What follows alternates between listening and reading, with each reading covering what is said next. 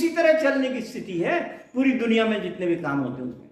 यह पंचाग्नि ताप हो या शीत में इस प्रकार खड़े हो, तो इस प्रकार से जो कृच्छ्र साधना है उसको उसके विपरीत स्थिति में उन्होंने कहा कि नहीं, मध्यम मार्ग अपनाना चाहिए। दुनिया में न जाने कितने प्रकार के घात प्रतिघात होते हैं, कभी शीत उष्ण का द्वंद्व है, न जाने कितने द्वंद्व आपस में हमको परेशान करते हैं।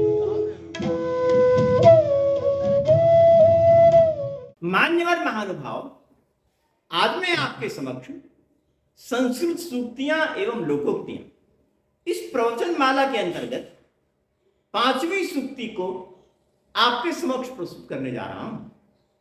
और यह सूक्ति बहुत अच्छी सूक्ति है और वह कठोपनिषद में कही गई है, और वो आपको शायद आप इससे परिचित भी होंगे क्योंकि सर्वजन प्रसिद्ध है। यह वह है उत्तिष्ठत जागृत प्राप्य वरान् निबोधत क्षुरस्य धारा निशिता दुरत्यया दुर्गम पथस्तत् कवयो वदन्ति।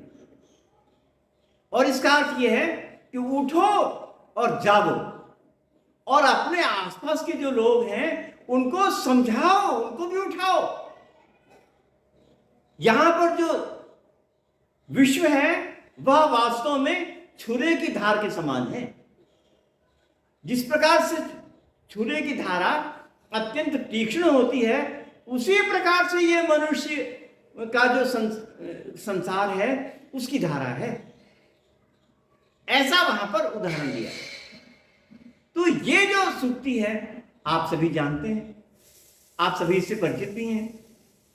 और इस प्रकार की सूक्ति को बोलते हुए स्वामी विवेकानंद जी अमेरिका में कितने प्रसिद्ध हुए। उन्होंने इस सूक्ति को बोला, उन्होंने इस सूक्ति में कहा कि अपने इंग्लिश में arise and awake and stop not till the goal is reached, ये उन्होंने कहा। और वहां के लोग पुलकित हो गए थे इस प्रकार के अनुवाद को सुनकर, इस प्रकार के भाव को सुनकर। तो ये बात उपनिषद में कही गई। और उपनिषद में जैसा कि मैंने अभी कहा, दूसरे चरण में कहा है कि ये जो दुनिया है ना, ये दुनिया छुरे की धार के समान है, बहुत कठिन रास्ता है और उस कठिन रास्ते पर मनुष्य को चलना होता है। तो मनुष्य इस प्रकार के कठिन रास्ते पर चले जो कि छुरे की धार के समान है, तो वह मनुष्य सफल होता है। अगर कोई व्यक्ति यहां पर कोई एक दीवार के एक छोर से दूसरी छोर तक कोई रस्सी टांग दी जाए और उस रस्सी पर चलने को कहा जाए, ठीक उसी तरह चलने की स्थिति है पूरी दुनिया में जितने भी काम होते हैं। आप जानते हैं एक रस्सी पर चलना कितना कठिन काम होता है। रस्सी पर चलना, कभी कभी मैंने सर्कस में रस्सी पर चलते हुए आदमी को देखा है, तो उसमें कितना बड़े अभ्यास की आवश्यकता होती है। और काहे का अभ्यास, किस बात का अभ्यास करना पड़ता है? क्योंकि उसमें प्रत्येक क्षण आशंका रहती है कि मैं बाएं न गिर जाऊं, मैं दाहिने न गिर जाऊं। फिर वही गुरुत्वीय केंद्र बल की बात आई ना, गुरुत्वीय केंद्र बल जो है वो कभी बाईं ओर झुक जाता है और कभी दाहिनी ओर झुक जाता है। तो इस प्रकार से दोनों ओर गिरने की आशंका होती है। इन दोनों ओर से गिरने की आशंका के निवारण के लिए हमको संतुलन बनाना पड़ता है। तो मैंने जैसा पहले अपने प्रवचन में एक अन्य सूक्ति दी थी और उसमें संतुलन वाली बात बताई थी, इस उपनिषद में भी वही संतुलन की बात कही है। और उसमें कहा है कि दुनिया इस छुरे की धार के समान तो है, परंतु चल सकता है वो व्यक्ति। ऐसा नहीं है कि वो चल नहीं सकता, परंतु चल कब सकता है? अभ्यास अगर होगा तो। बढ़िया से बढ़िया जब अभ्यास होता है तभी वो चल सकता है। बिना अभ्यास के तो इस दुनिया में गिर जाएगा।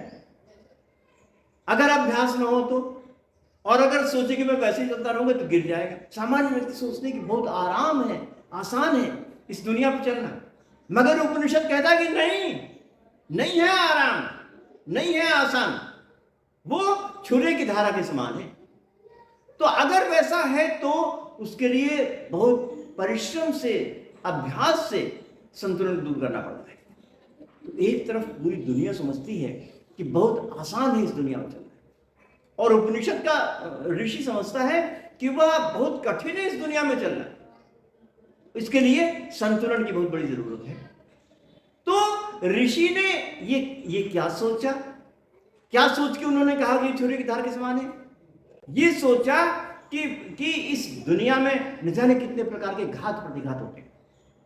घात प्रतिघात का अर्थ ये कि कभी सुख दुख का द्वंद्व है, कभी शीत उष्ण का द्वंद्व है, न जाने कितने द्वंद्व आपस में हमको परेशान करते रहते हैं। और उन द्वंद्वों से जब हम संतुलन पाते हैं तभी हम उसको ठीक प्रकार से रख सकते हैं। उन द्वंद्वों से संतुलन की स्थिति में जितने भी इससे पहले के बड़े बड़े लोग हुए हैं उन्होंने संतुलन की बात तो कही। गौतम बुद्ध ने कहा मध्यमा प्रतिपद को अपनाओ। मध्यमा प्रतिपद का अर्थ ये कि एक रास्ता बहुत विकट है, अति अंत है, दूसरा रास्ता भी बहुत विकट है, वो भी अति अंत है, अंत बहुत ज्यादा है, ऐसा उन्होंने कहा। और इसलिए क्या करना, मध्यमा प्रतिपद को अपनाना। और ये मध्यमा प्रतिपद को अपनाने वाली बात किसके विरोध में कही गई? वो जैन में जो कृच्छ्र साधना बताई गई थी उसके विरोध में।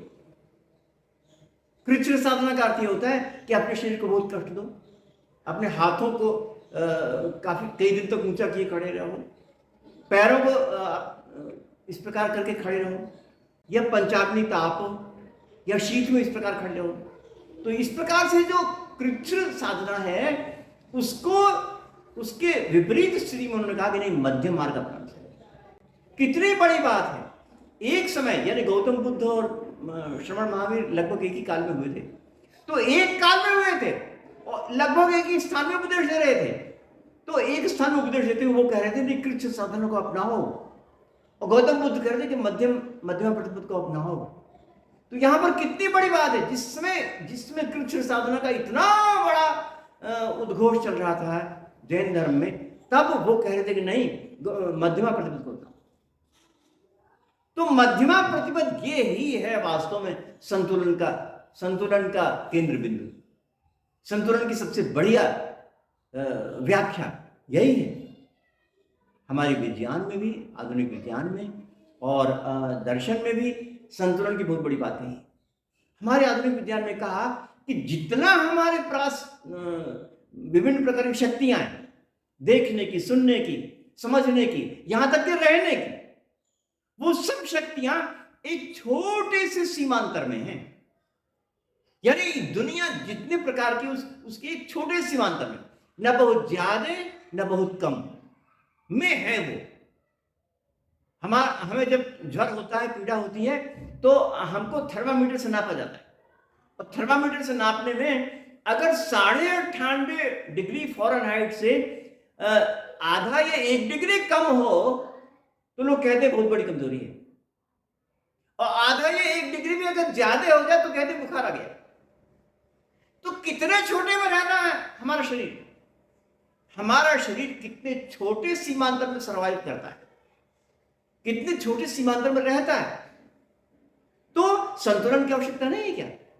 उतने छोटे सीमांतर में बनाए रखने के लिए, अगर हमको अपने जीवन बढ़िया चाहिए तो उतने छोटे सीमांतर में बनाए रखने के लिए जितने प्रकार के उद्योग है वो करना पड़ेगा।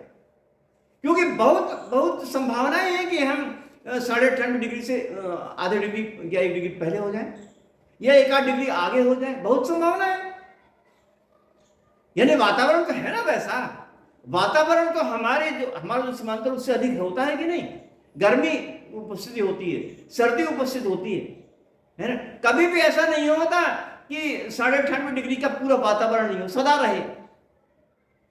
37 डिग्री सेल्सियस के वातावरण से हमारा जो वातावरण है कभी ज्यादा होता है, कभी कम होता है। बहुत कम ऐसा होता है 37 डिग्री रहता हो, मैं तो कहता हूं कि लगभग रहता ही नहीं। परंतु वातावरण के उसमें न रहने पर भी हमारा शरीर उतने में ही रहता है, उतने में ही सर्वाइव करता है। तो ये क्या काम, ये किस बात का कमाल है? ये संतुलन का कमाल है। हमारी जो आंखें हैं, आंखों के संबंध में ये कहा जाता है कि प्रकाश तो कम भी होता है और ज्यादा भी होता है। प्रकाश जो हमारे जो आग की लौ है ना, जो लाल रंग की लौ होती है, वो सबसे कम डिग्री सेल्सियस की होती है, और उसके आगे जितनी उसके रंग बढ़ते जाते हैं ना, गैस की जो नीले रंग की होती है, तो नीले रंग की में डिग्री सेल्सियस के ताप ज्यादा होता है। उससे अधिक में और ज्यादा होता है। इस प्रकार से जो ऊष्मा है वो ऊष्मा का वो उससे ज्यादा की भी सीमा है आगे, और कम की भी, इस प्रकार से कम अधिक होता रहता है। परंतु हमारी जो आंखें हैं वो एक निश्चित प्रकाश में ही देख पाती हैं। इस प्रकार से हमारे प्रकाश का भी संतुलन होता है। जीवन के प्रत्येक कार्य में जो भी हम कार्य करते हैं उसमें यह व्यक्ति को देखना पड़ता है कि वो संतुलन रख पाता है या नहीं, संतुलन रख पाता है या नहीं। अध्ययन करते समय, पढ़ाते समय, उपदेश देते समय, अन्य जगह यात्रा करते समय सब जगह संतुलन की आवश्यकता होती है। तो ये एक सीख है, एक प्रकार की प्रक्रिया है, और ये बहुत बड़े आदत को बनाने पर आती है। तो जीवन में जब व्यक्ति पढ़ रहा होता है तब भी उसको चाहिए कि प्रातः काल से उठ करके संध्या काल तक संतुलन में काम कर पाता है कि नहीं, ये सिखाया जाता है, इसी की आवश्यकता होती है। तो यहां पर जो उपनिषद में कहा है कि उठो और जागो और लोगों को जगाओ, ये वास्तव में संतुलन की पढ़ाई है। संतुलन अगर होगा तो उठेगा, तब वो जागेगा और लोगों को जगाएगा। यहाँ पर जागना वास्तव में संतुलन की महिमा को, महत्ता को बता रहा है। तो ये जो संदेश है उपनिषदों में, वो भी अपने जीवन में अच्छे बढ़िया संतुलन उपस्थित हो, इसका ही संदेश देता है। आपने मेरी बात को बहुत ध्यानपूर्वक सुना, इसलिए आपको बहुत बहुत धन्यवाद।